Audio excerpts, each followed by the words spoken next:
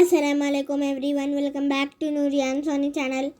ఈరోజు మనం ఆలుగడ్డ బజ్జీలను చేసుకుందామండి. నేనైతే 2 ఆలుగడ్డలను తీసుకొని ఈ విధంగా కట్ చేసుకున్నాను. ఈ విధంగా కట్ చేసుకోవాలి. కొన్ని వాటర్ తీసుకొని అందులో ఉప్పు వేసుకొని కట్ చేసి పెట్టుకున్న ఆలుగడ్డలను అందులో వేసుకోవాలి. శనగపిండి తీసుకొని అందులో ఉప్పు, ఓమా, సోడా, కారం, అల్లం వెల్లుల్లి పేస్ట్, వాటర్ వేసుకొని ఈ విధంగా కలుపుకోవాలి.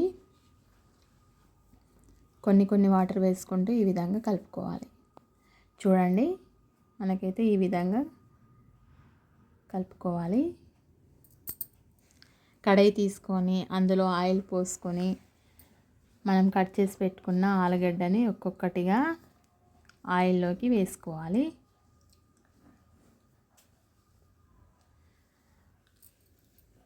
నేను ఆలుగడ్డలు వేసుకున్న తర్వాత కొంచెం పిండి మిగిలిపోయింది.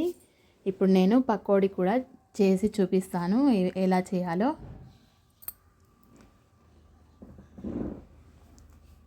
చూడండి, నాకైతే ఈ పిండి మిగిలిపోయింది. ఇప్పుడు మనం కరివేపాకు, ఉల్లాకు, కొత్తిమీర, ఉల్లిగడ్డలు అందులోకి వేసుకోవాలి. కొంచెం ఉప్పు కూడా వేసుకొని ఈ విధంగా కలుపుకోవాలి.